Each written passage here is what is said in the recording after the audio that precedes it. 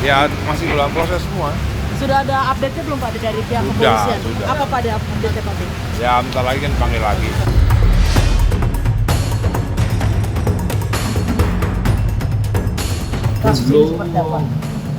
Belum ada. Jadi kami nggak tahu itu informasi dari mana.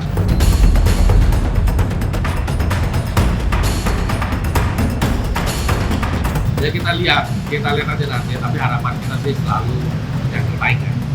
Harapan kita selalu yang terbaik. Bagaimana ini bisa selesai.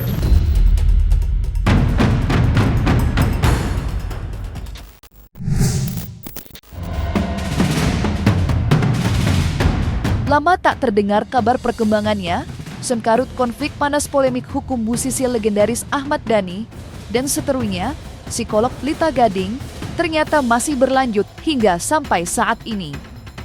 Dan ketika ditemui awak media belum lama ini, suami dari Mulan Jameela itu memberikan kabar terbaru terkait proses hukum laporannya terhadap sang seteru.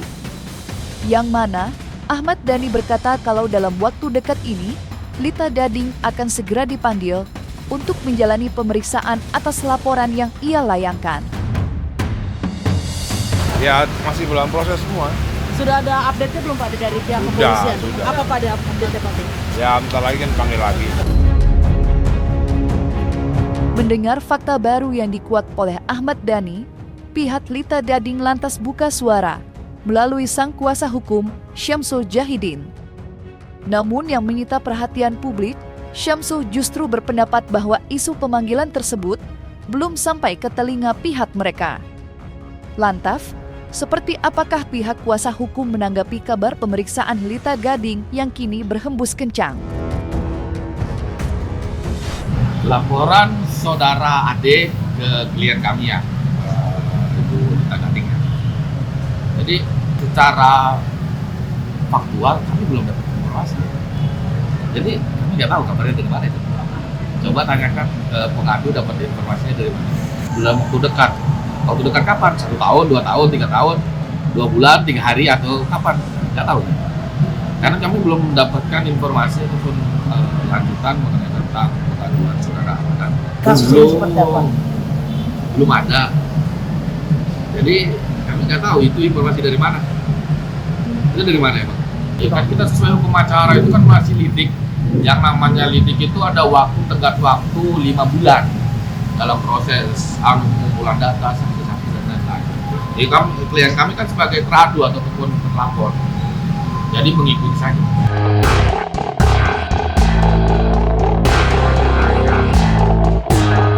Tentu masih segar di memori perseteruan hukum antara Ahmad Dhani dan Lita Gading yang sempat menjadi buah bibir perbincangan publik beberapa bulan yang lepas. Di mana pentolan grup band Dewa 19 itu telah membuat 2 laporan polisi terhadap Lita Gading. Dan hal itu pula yang sempat mencolok perhatian. Pasalnya, laporan polisi yang dilayangkan pada tanggal 18 September 2025 itu, Ahmad Dhani yang disebut-sebut sebagai pelapor diduga mempermasalahkan sebuah video bertajuk Ayam Sayur yang diunggah oleh Lita Gading. Ditambah lagi, Lita Gading tak segan-segannya menyuarakan kekecewaan pasca menjalani pemeriksaan polisi pada bulan Oktober silam. Oh jadi gini teman-teman ya, jadi klien saya ini dilaporkan dengan laporan baru per tanggal 8 September, 16 ya? 18 September mengenai tentang 2 video Instagram yang for your back mengenai tentang satu judulnya itu Ayam Sayur. Jadi klien saya dilaporkan terhadap pencemaran nama baik daripada ayam sayur. Jadi videonya video ayam sayur tulisannya, itu yang membuat pelapor atau pengadu ini tersinggung. Nah, terkait dengan unsur yang dilaporkan adalah pasal 45 ayat 4, 27A, Undang-Undang ITE, junto di pasal 310, junto pasal 311. Jadi pencemaran nama baik. Saya nggak tahu nama baik siapa yang dicemarkan oleh klien saya ini. Jadi ada 2 video ya, Ayam teman-teman. sayur. Ini yang dilaporkan video ini. Mana Ahmad Dhani? Mana pengacaranya? Saya kemarin udah ke Polda tuh, memenuhi undangan klarifikasi. Dan kamu biasanya paling sibuk mengomentari masalah ini. Ayo, apalagi yang kalian mau urus? Hah? Kamu takut DPR ngegeruduk kalian? Iya, anggota dewan harusnya tuh mengayomi ya semua yang terjadi di dalam ranah masyarakat itu. Kalian kerja apa? Hanya ngurusin urusan pribadi terus. Hah? Salah satunya ini target nih pemberondongan masyarakat kepada kalian. Orang kayak begini nih, DPR yang seperti ini nih yang harus diperhatikan. Tidak punya kompetensi, tapi bisa menggunakan the abuse of power buat kamu tuh. Jangan mentang-mentang jadi anggota DPR kamu. Hah? Menindas rakyat. Saya tuh rakyat. Saya tuh harusnya dilindungi oleh kamu. Kamu nggak ngerti bahasa saya dalam video itu. Apa isinya? Kalau sampai ini naik nih, permasalahan ini, Anda pasti membayarnya.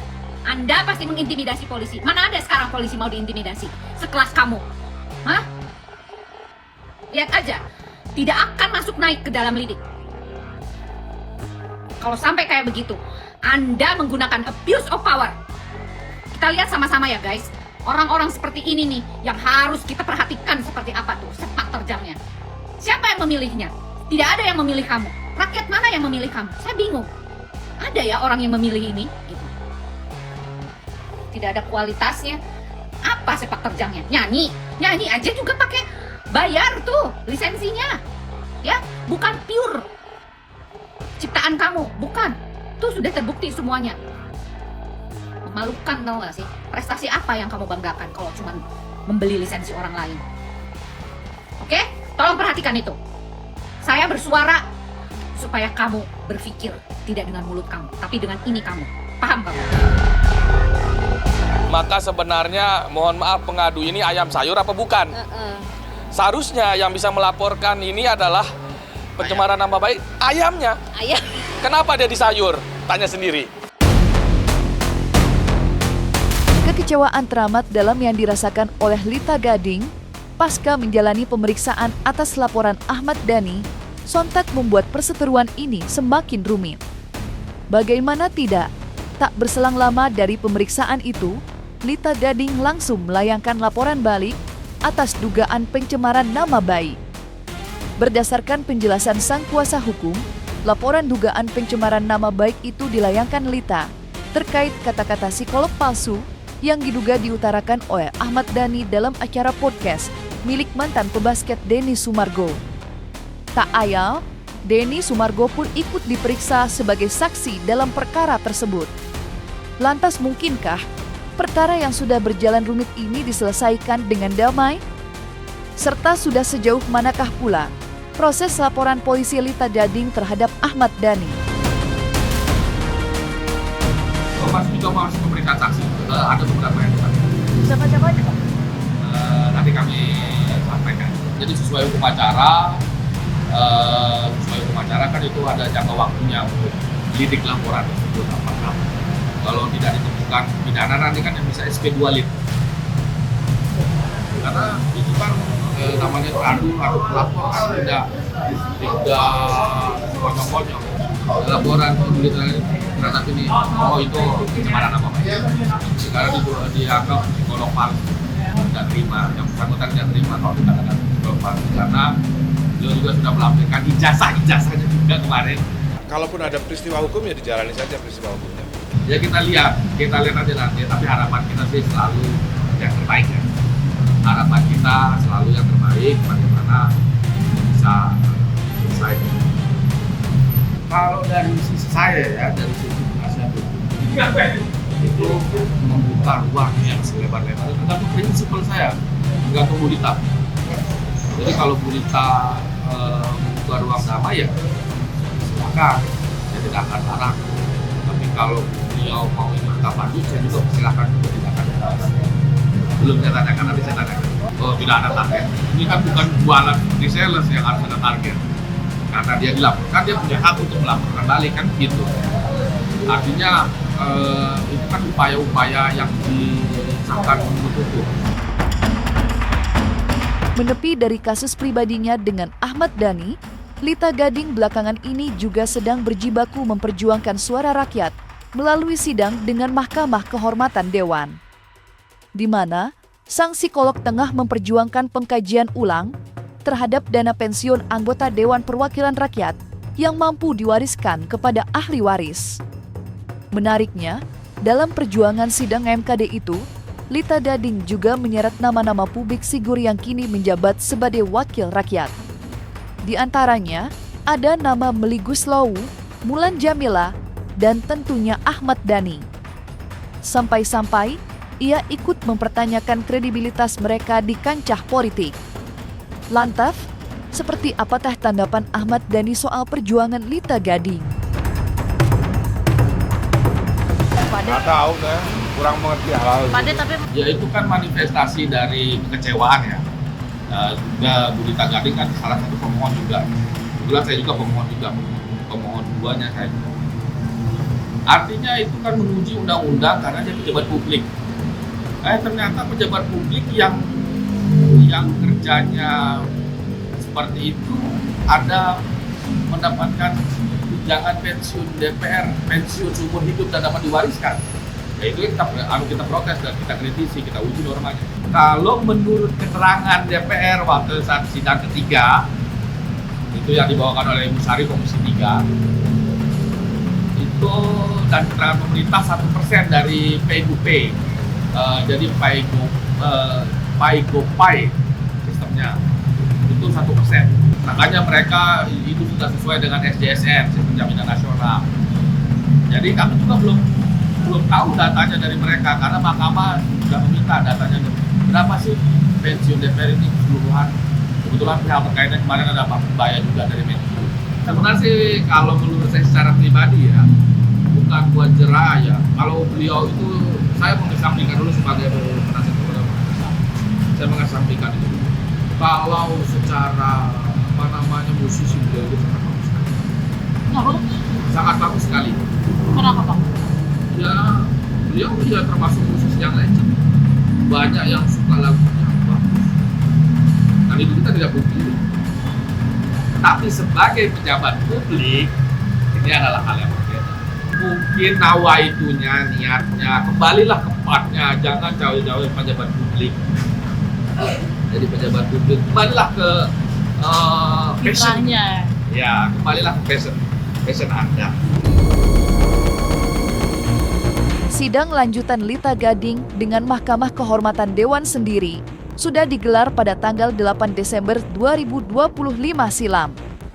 Dan dalam ketika ditemui di sela persidangan, Lita Gading yang juga didampingi beberapa pelapor lainnya sontak buka suara dan memberikan kabar terbaru terkait perjuangan mereka. Khususnya tentang beberapa poin penting yang dibahas pada persidangan kala itu. Lantas seperti apakah ungkapan Lita Gading dan kawan-kawan terhadap sidang pada tanggal 8 Desember 2025 silam? Hari ini sidang cuma sebentar ya. Kita cuma mendengarkan tadi dari pemerintah. Saya pikir Pak Presidennya langsung yang mau datang. Ternyata enggak. Dan poin-poin yang saya dengar tadi agak memberatkan. Betul nggak sih? Agak memberatkan kami ya. Tapi kita tetap optimis, harus optimis ya. Karena bagaimanapun juga namanya perwakilan rakyat, kita harus berjuang untuk rakyat. Itu aja sih. Nah, ini kita luruskan, jadi itu keterangan pemerintah pasti bela pemerintah. Pasti. Ya kan pasti bela. Tadi mengatakan membandingkan dengan biaya pendidikan dengan biaya kesehatan katanya besar. Jadi itu termasuk dalam sistem jaminan nasional. Jadi yang sejahtera mereka DPR RI. Makanya dapat pensiun seumur hidup. Makanya dapat diwariskan. Jadi kesejahteraan diwakilkan mereka.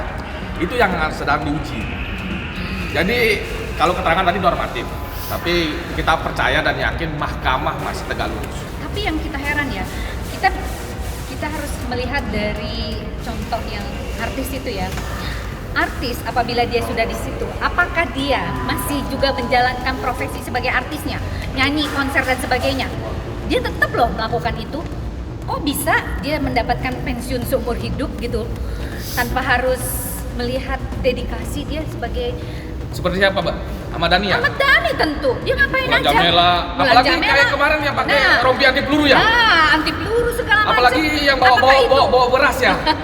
Apakah itu mencerminkan sebagai seorang DPR yang harus kita bela dan DPR harus RI kita ya, berikan? bawa Iya. beras dapat pensiun seumur hidup, ya kan? Pertanyaannya, apabila dia sudah duduk di situ, harusnya dia konsentrasi untuk masyarakat dong. Tidak hanya untuk sibuk ngomentarin soal konser lah, syuting lah dan sebagainya. Pertanyaannya saya itu aja, simpel aja. Kalau mereka betul-betul dicabut atributnya, mungkin kita juga mikir 1000 kali juga untuk mempertahankan itu. Tapi tidak, tetap saya akan berdiri untuk masyarakat, untuk rakyat kita. Karena masih banyak sekali rakyat yang menderita hal ini. Demi kesehatan mental, saya akan terus bersuara. Logikanya sekarang begini, DPR dikasih pensiunan seumur hidup bisa diwariskan. Pertanyaannya yang paling logis adalah masyarakat, pemerintah itu udah lakukan apa sih sama masyarakat gitu loh. Dan perlu diketahui bahwa pasal 13 itu bukan hanya menghapuskan pensiun. Pemerintah tadi mengatakan kalau hanya DPR itu akan menjadi diskriminasi, tapi bukan hanya di fokus pasal 13, kita pasal 17 jangka waktunya yang tidak logika gitu loh. Pensiun itu mah 20, 30 tahun, 25, ini seumur hidup, meninggal bisa diwariskan, kan nggak logika itu. Dan kemudian terkait dengan itu menjadi pemborosan serta menjadi pensiunan itu menjaga independensi DPR dari gangguan administrasi. Pertanyaannya, lembaga paling koruptor di Indonesia paling banyak dari mana? Nah, masyarakat aja menilai. Kenapa menjadi alasan administrasi? Enggak. DPR independensi enggak kalau kita nilai. Kalau menurut keterangannya ya, banyak koruptor kok.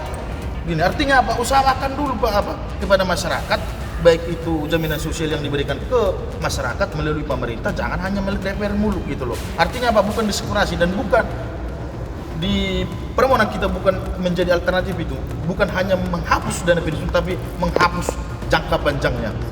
Itu teman-teman.